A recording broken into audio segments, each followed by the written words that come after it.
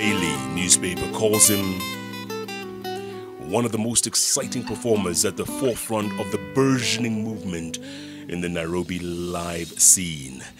Music in Africa says his songs defy category, and crystal clear vocals and poetic lyrics imbue his songs with a sentimental quality. A self-taught percussionist and guitarist, Tetu Shani got accepted in 2014 to the prestigious Berklee College of Music with a scholarship to study performance. He, however, turned it down, desiring to be part of the musical renaissance happening in Nairobi and to help build up the local music scene. Tetu Shani. Good grief. Somebody say, oh my. Oh my. Oh my. What? What? That is introduction. That's just an intro.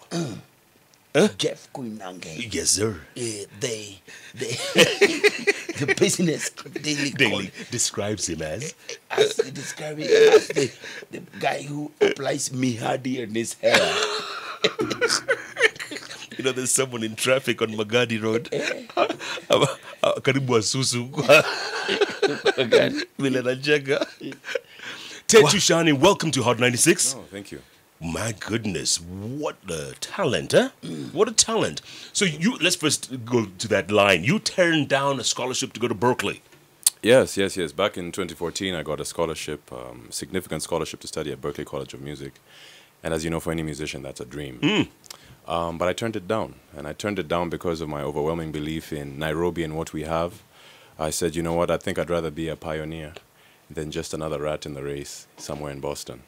And so I stayed back, haven't regretted it one day. I was about to ask, 4 years later, any regrets? No. The journey has been incredible. The journey has been, you know, with a lot of wonderful accomplishments and shows that I've played and awards that I've won that have really validated my decision.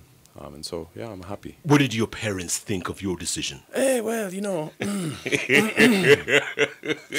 you know, as you can imagine, the way most parents would think, they'd say, this boy is Your mad. mother He's first nuts. had already told all her chama She members. sent a text to the prayer network saying, this one, we shall intercede. WhatsApp group My son has been accepted. to Berklee. He's going to London.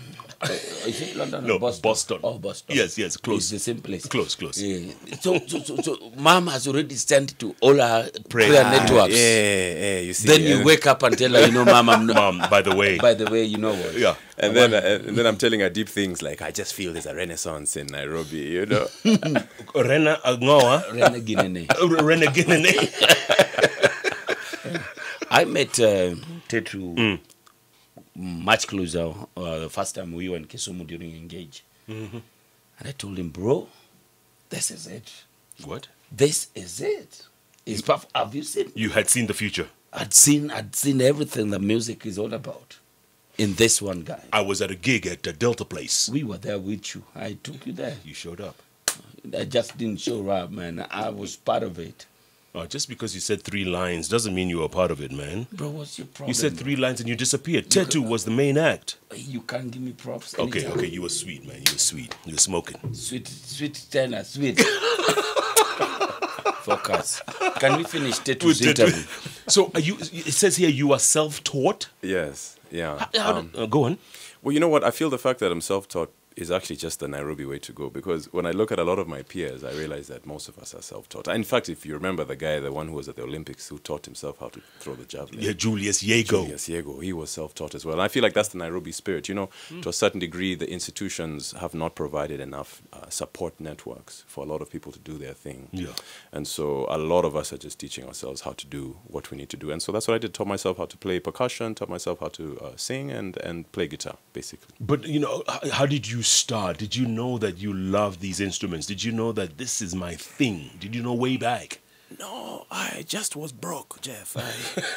I was just sitting at home and I'm like, man, I don't know what I'm going to do. Because I've always felt like whatever I commit myself to do, I want to be great.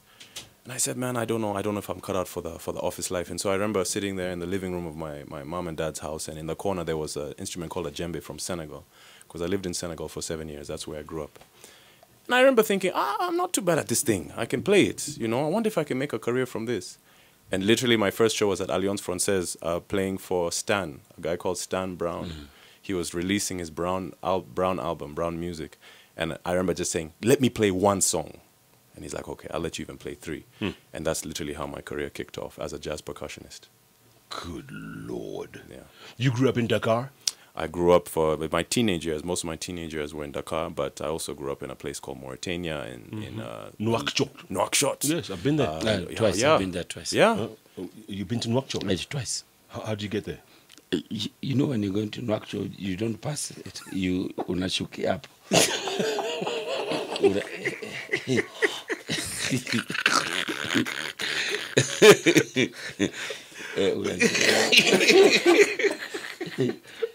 Okay. So what took you to that part of the continent? My father used to work for an organization called World Vision. And so, as you can imagine, that NGO life, when he'd move somewhere, we'd move with Your him. move. Yeah. So, okay, so it was Senegal, Mauritania? Lusaka, Zambia.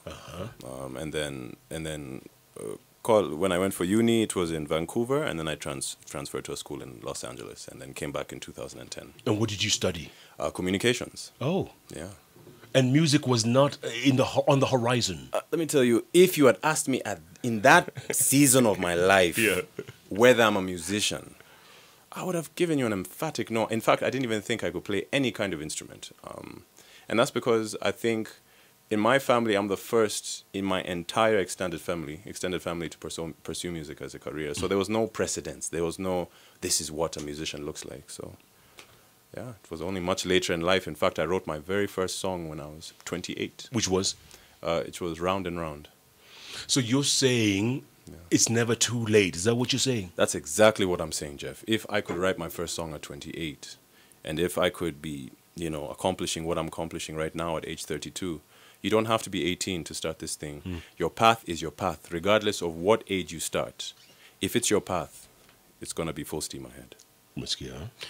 Wow. If it's your But path. you say you started as a percussionist. Yes. At what point did you realize that, I also have a good voice and I can sing? When I come home after a long day of work, I realized that to unwind, I wanted to unwind with music and playing music. But it's very hard to get home and then start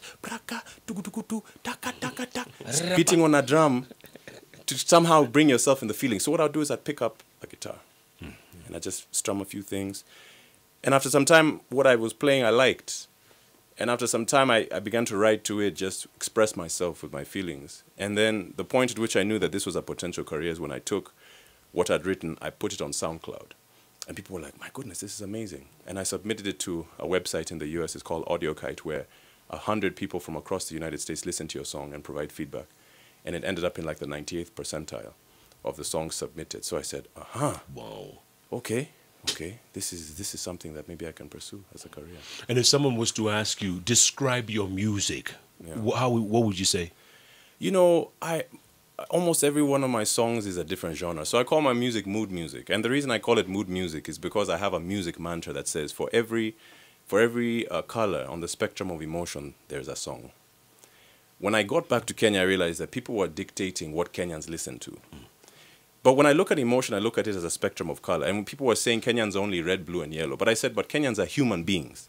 And because they're human beings, there are other colors on the spectrum that they want to be touched, and I didn't see other artists touching. In the sense that some people imagine that Kenyans just want to dance, boast about their accomplishments, and maybe be in love. But there's jealousy, there's heartbreak, there's bitterness, there's music that caters to all these emotions, and I could not find someone who was tapping into this. So I just call my music mood music, and every one of my songs is designed to tap into a different emotion. Wow. Mayonde said the same thing last week. Remember, she talked about purple color. I remember. She talked about that as well. And Tetu has a collab with Mayonde. You have a song with her, right? Yes, I do. We're going to get it in a little short while. Give us a cappella of something. Yeah. So that people out there can feel, Yes. Wake up your voice, please. Okay. If you love her, then you better tell her. Her heart is open, give her chicken soup for the soul. If you love her, then you better tell her. Her heart is open, give her chicken soup for the... So it will keep her body warm when she's feeling cold. Yes, sir. If you love her, tell her. It will keep her body warm. Tetu Shani. Cool. This is Jacaranda Tree. Mood music.